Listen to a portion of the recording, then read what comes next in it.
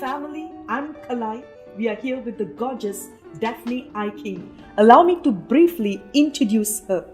She's known best for remarkable roles as Malaysian television personality, an actress, a beauty guru, and an award winner. The list goes on, but this is actually not the first time we have seen her.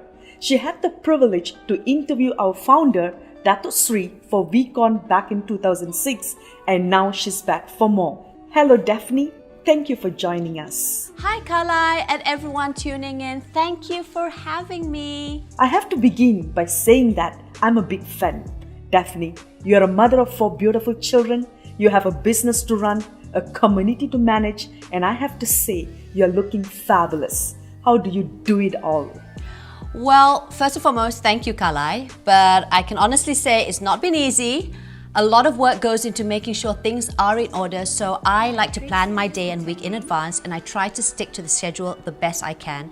And I also delegate tasks or outsource help so that my time is spent productively, because for me, time is a commodity. And in terms of appearances, well, as someone who is constantly interacting with people and putting myself out there, I know how important it is to look my best, especially since I'm in the entertainment line, right?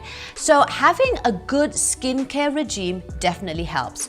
And you have to remember, when your skin is taken care of, you feel so much better walking out the door and facing the world. And that's my personal stance at least. And I believe this is the case for most people. Looking and feeling good makes me feel confident, I feel good, and when I've got my A game going, I feel great about myself. And it is definitely a confidence booster which allows me to stay ahead in my business and at home. Is that how you came across Physio Radiance? Yeah, for the longest time I was looking for products with the right ingredients for my skin type and concerns. So it so happened that Physio Radiance checked all the boxes, and I've got the Visage Plus device which I simply love. So yes, I'm really glad that I've discovered this skincare line. It seems like perfect timing, doesn't it? In my experience, I too started using Physio Radiance just as I was looking for healthy habits to adopt for my skin. Now, you're quite active on social media channels, Facebook, Instagram, YouTube. There's an undeniable similarity between having followers and having prospects. In both cases, you have a group of people looking up to you, learning from you. As a social influencer, do you have any advice for our Qnet networkers, especially when they have a lot on their plate? Well, for starters, when you're an influencer or role model to others, you need to start by taking care of yourself and to lead by example. So, for instance, if I want to inspire my followers to use Physio Radiance, I'll be the first to do so. I'll show them how I carve a bit of time for my skincare routine during the day and night, and I'll show them how it keeps my skin healthy and radiant. I would rather show my viewers rather than, tell them how Physio Radiance sets the tone for the day. And I guess that's the first step in building trust. I agree. Well said. Do you see potential in using social media platforms when it comes to network marketing? Oh, definitely, Kalai. There are a lot of business opportunities with social media, but you would have to be mindful of who your target audience is. I personally like to get to know more about them on a personal level. So for instance, what are they like? What are their lifestyle preferences? What are their skin concerns? What skincare ingredients would they like to avoid? Where do they live? What are the trends in their country in terms of beauty? So once you know the answers to these questions, you get a clearer picture, and that will sort of help you tailor your posts or your presentations to their specific needs rather than address them through, a global or a more generalized lens. You get to personalize the message. So with that in mind, it's easier to pick the right strategy and channels for your community. And one more thing to note, social media is called social media for a reason. You need to socialize, guys. When you're using social media with your network, it's great if you're able to engage with them, to build rapport and to strengthen the trust. They will not only support you by advertising your products, but they'll also give you feedback that will help you to improve. Indeed, Daphne. In the new normal, we have all had to evolve and reinvent ourselves in more ways than one.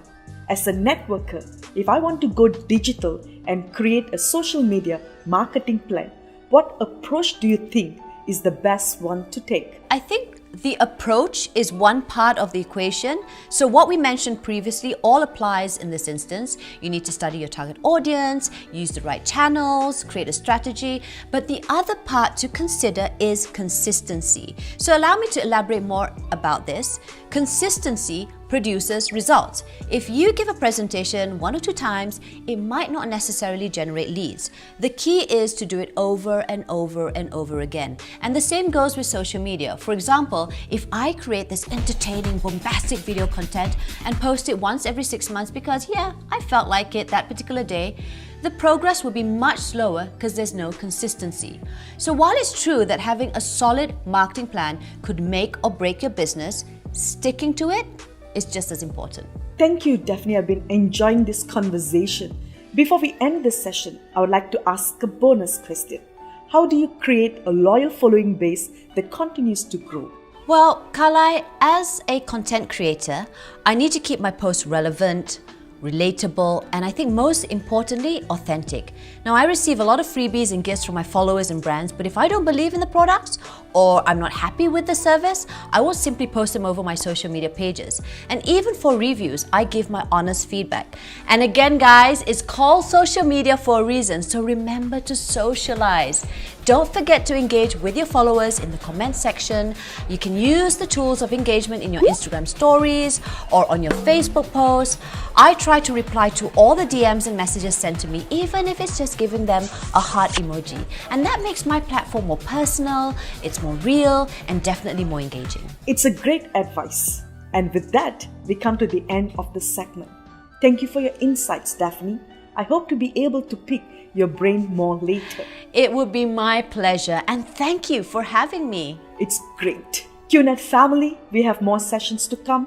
Our experts will share their wisdom to help you become the best networker, Qnet networker out there. You don't want to miss it, so stick around.